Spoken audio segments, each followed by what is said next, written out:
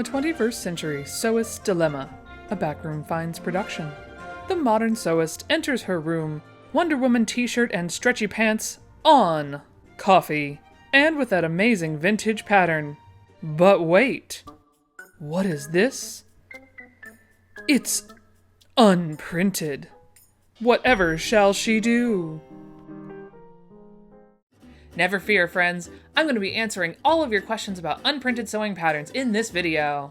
Hello, folks. My name is Stephanie Canada. If we're meeting for the very first time, yes, indeed, that is my last name. And no, I don't live there.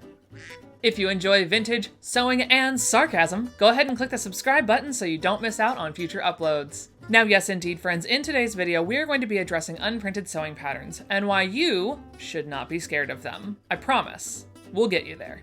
Now, as I've been perusing over the internet, I can only really find this video from RetroClaw discussing how she looks for unprinted sewing pattern markings on the pattern that she was using. Now, her pattern is actually a vintage McCall's from the 1950s that was printed in the UK. And the main difference between McCall's that are printed in the UK and McCall's that are printed here in the US of A, which is where all my patterns are going to be coming from today, hers actually still was unprinted even though in the 1950s in the US, McCall's actually definitely printed on their patterns. So I do advise you check out her video as well.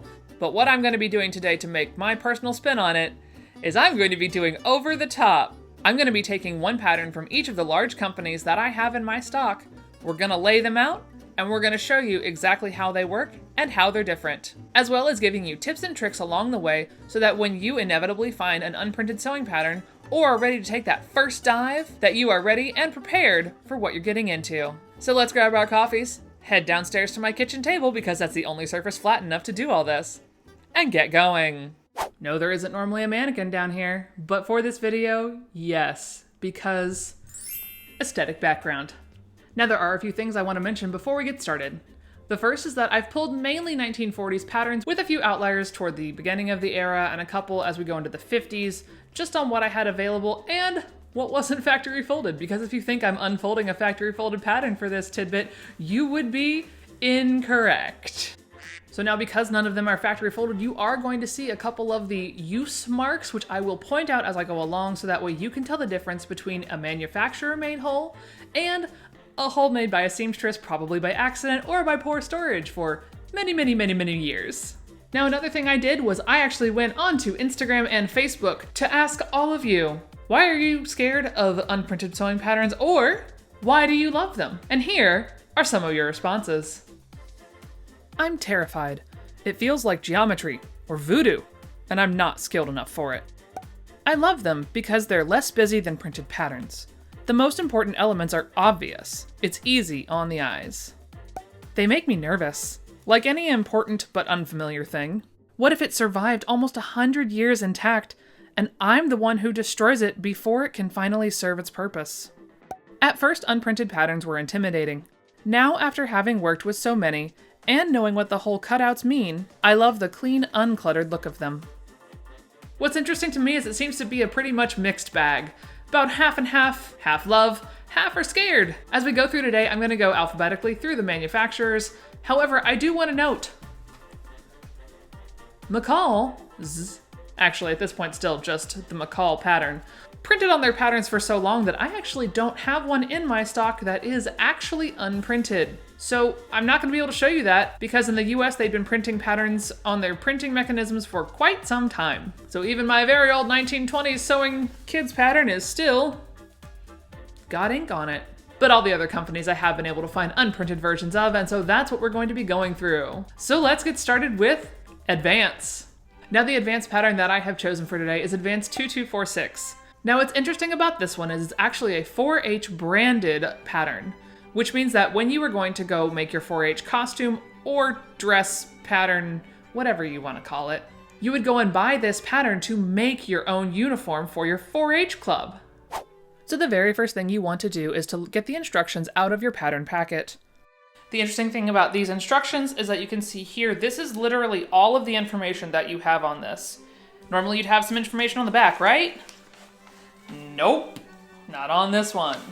So all the information that you're going to get is going to be here and on the back of your envelope. But let's get down to look a little closer.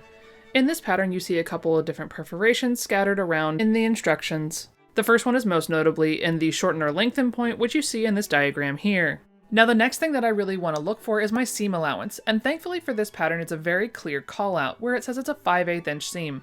Now while this is not a line that's denotated, it's just in the actual unprinted pattern as it is given, there's a 5/8 inch seam built in. Now to look for some of the straight of grain marks, we want to go to the cutting instructions. It first says to place the edge with 2 large perforations on the fold of the material, which we see here in number 4. And then it says, lay line of 3 large perforations along thread of material, which means that's your straight of grain for the other pieces, which we can clearly see here marked in number 9. Now I did pull piece number 8 out so we could have a better view of the actual notches. Then we start out with 2 notches on the side here. Then you have 2 large holes, which are right next to each other. And then you have 2 very small holes that are across the piece from one another. And the other interesting thing to note is that in this pattern in particular, it says that the numbers in the paragraph correspond with the notch numbers on the assembly chart. So that tells you which notch to look for which instruction. Now next up is going to be Ann Adams. Because while there are certainly mail order patterns that are more generic, Ann Adams and Marian Martin, I do feel the need to kind of call out to see if there are really big differences or if they're just like every other mail order company, which is totally possible. This one is Ann Adams 4682, and it's from the late 40s to early 50s. Again, the very first thing I'm going to be looking for is that seam allowance, which we can see here is 1/2 inch given on all the pattern pieces. And as you can see here, the standard denotation of how to connect pieces is that little triangular V that is a jut in that they show here on pattern piece number 1. The straight of grain mark was a little bit difficult to find on this piece in particular, but I was able to find it right here across the front. Now the lengthen or shorten points, actually we can really only see on the skirt pieces, which are notated here on the center front. Now why am I taking the time to show you this section of the skirt that has a little torn flap? Well, because unfortunately sometimes where the tears are where the notches were in the original state. So you can see here that even though there's a tear right along here, I can tell that this is actually the line where you would have cut to lengthen or shorten. That's what this is, which is exactly what the instructions tell you to look for the shorten or lengthen point. Now, while most of the ones that I pulled are actually dress patterns, this one, however, is going to be one of our blouse patterns. This is Butterick 4441, and this is from the 1940s. Now, as we can see notated in this dark block here, the seam allowance is 5/8 of an inch, which is why I do insist that everyone checks their instructions carefully before starting any project, because each pattern company definitely did their own thing. Now going in, there are 2 different notations of looking for a triangular set of dots when looking for the on the fold notation. It's most clearly seen here in piece number 2, which is our back piece. Another interesting thing that Butterick is doing is it's also doing those tiny little sewing marks along the way too, so that if you chose to mark those as well, you would have the very small perforations seen here to mark your sewing line. Next up, we're going to go for the 2 large perforations that indicate straight of grain. Now this one, thankfully, they actually did an extra special call out, but it's going to be these 3 very large dots that are formed right along the center in between the buttons, which we can also see on the piece right here. Now what's interesting is actually our smaller pieces, they jump down to the 2-hole marking, which you can see here they also call out the fabric grain, just to be clear. And you can see those right here on the actual piece itself. Now for the sleeve, they also went with the 3-dot perforation, which you can see here, here, and here on the actual piece. And again, the same standard marking of the V notched in along all the sides to notate where you need to line up your pattern pieces to get it to fit correctly.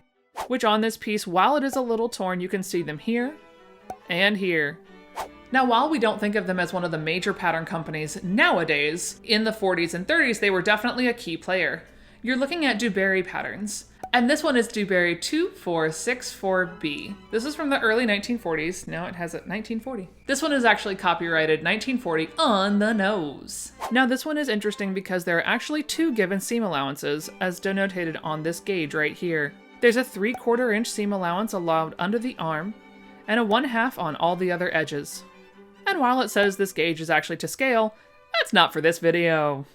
They have a nice little block where they call out the marks used, which are looking pretty standard at this point. I hope you're noticing a trend, where you have the joining of seams being our little V's right along here. Then you have our straight of grain with 2 very large holes, which can be seen here and here on the actual piece. Then they denotate that the other sizes of holes are for other instructions, which, while that's a little vague, you can see clearly here that there's a dart right there, which is on the left-hand side here. And the other thing they call out is actually the fold of the material, which can be 3 large dots along the edge. And another lesser-known pattern company, but very gorgeous lines, it's going to be Hollywood Patterns. This one is Hollywood 612. Now for Hollywood, I really did want to pick out a more difficult pattern. Now wait, before you go run screaming out of the room saying, "There's too many perforations, I don't understand." That's what we're here to clear up today. So now the very first thing we do on all of our patterns is find the seam allowance, which we can see here is a 1/2 inch, which is indicated by all these tiny little holes around the edges, which you can see here on the real pattern. Next up, you're going to look for the same V markings that denotate where you connect the pieces, which you can see here. Then you have the triangular perforation that notates the fold of the material, which you can really only see on J, the back facing. Then you're looking for the straight of grain, which they did help by actually writing that out on the instructions, and you can see the holes on the pieces here, here, and here. Now let's start to explain some of those other perforations. The first, we're going to look for the front darts, which are right here on the real piece. Then you want to look for the pocket notations, and as this has a breast and a waist pocket, you want to look for the top and bottom. And the last set that you're looking at are the button/hole markings, which you can see in the green box here. So when you look at it that way and you break it down step by step, it's not quite as scary as it initially looked, now is it? Next up is going to be one of our generic mail order patterns. It's number 8465. Is it? Yes. Yes, it is. Patorama seems to be an interesting mail order company. They have a very clear notation for what they're using, except the pattern I pulled doesn't have many of the actual markings. But you can see that there is a 5/8 inch seam allowance. They actually mark their pattern pieces with what the name of it is. So we're supposed to look for 4 small dots to notate the waistline, which you can see on the diagram here. The 3 elongated dots are for the straight of grain of the material, which you can see here. The triple triangle is again our cut on the fold, which is the same as many other companies at this point, which we can see notated right here on the real piece. If you were looking for a triple on a triangle, that would be the cut on the bias. And 2 largers would be to indicate a center, which you actually didn't have on this pattern at all. And now we're going to round out our mail order experience with Marian Martin 9002. This one is going to be from the early 40s. Our first step, of course, is to look for that good old seam allowance, which is a 1/2 inch. And while they didn't have a terribly good layout of the pattern pieces in this one, I was able to sort of cobble it together with this first sewing instruction. So the first thing we're looking is for our standard V notches, which you can see on the pattern piece right here. And again, yes, there's a little tear, but you can figure it out. Then they're looking for large and small perforations for other instructions, which I'm going to highlight this very front section since it is quite confusing. All you should do is mark each and every one of these so that it's very clear. I would honestly probably do it in different colors, so I know that this is tuck number 1, this is tuck number 2, this is tuck number 3. And of course you want to look for the double same markings to indicate the straight of grain, which you can see right here. Next up on our endeavor is going to be New York. I realize not everyone has a plethora of New York patterns, but I am one of those people that does, so you get to enjoy the experience of New York beauty. This one is New York 565, and it is from the late 40s to early 50s. You can see at the bottom of the page where the 1/2 inch seam allowance is notated. The perforations actually are just denotated under this very first bullet of how to cut. So you're looking for the 3 small perforations in a triangle to place it on the fold of the material like you would see here on piece number 7. And then the remaining pieces with the triple small perforations go on the straight of grain, which you can see here. So unfortunately they weren't the clearest, but you can tell that's definitely the straight of grain marking because they note where the selve edges are on the actual diagram. And for in person, you're looking for this and this. That final hole right there is actually one of the man-made or time-worn holes, so you really have to make sure that even though it's right next to our previous set, that you're not mistaking it for the straight of grain. Next up, we have one of the big 4, which actually is a little bit harder to find a proper unprinted pattern because you do have to go back quite a ways in the patterns that were printed in the United States because they did print on their patterns for quite some time. However, I do have quite a few in my stock, and so I decided to pull Simplicity 3669 to show you today. Now, Simplicity was, again, another company that's very clear with all their instructions. The first thing we see is that they also have the 2 seam allowances on this pattern. You have 3/4 inch under the arm and 1/2 inch everywhere else. They do take the same tactic of using the very smallest holes along the edges to help you keep that in check.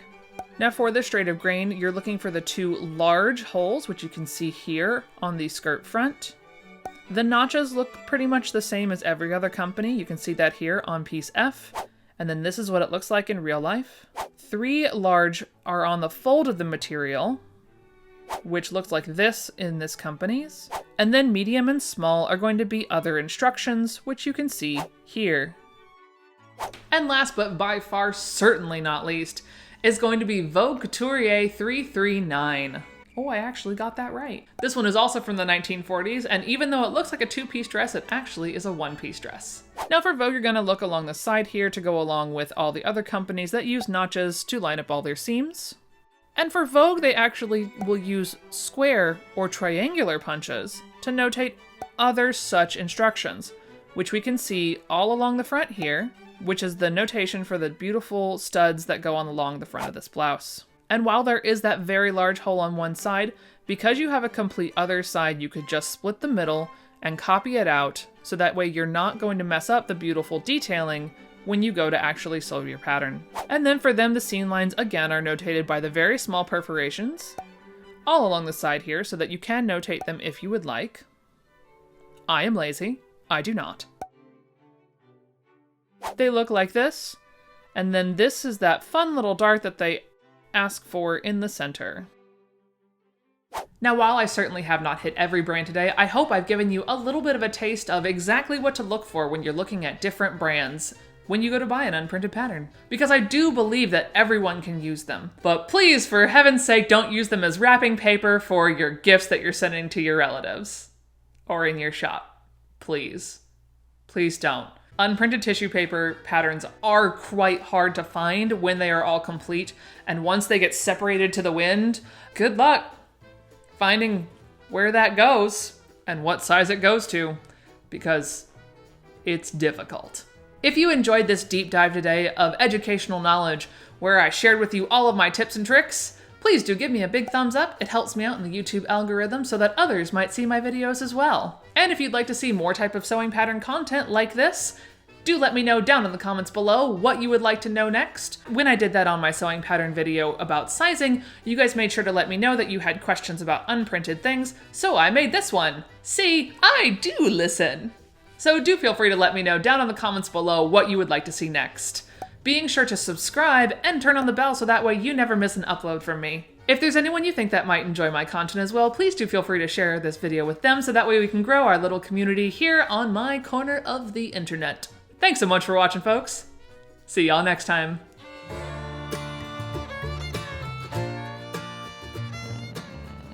Hopefully one of those will work. Or maybe not. Unclear. It took me 6 minutes for one intro. But all the other companies I have been able to find unprinted versions of versions? Is that like virgin? Do we sacrifice them? Now, while most of the ones I've pulled, again with the words. Next up is going to be one of our more generic mail outer patterns. Wow, those were not words. Now, while I certainly haven't hit every brand in this giant tour, again with the words. Why did I pick so many patterns? Oh, right, because I want to be thorough. From the early 40s. Do-do-do-do-do-do-do-do. Why are you so tiny?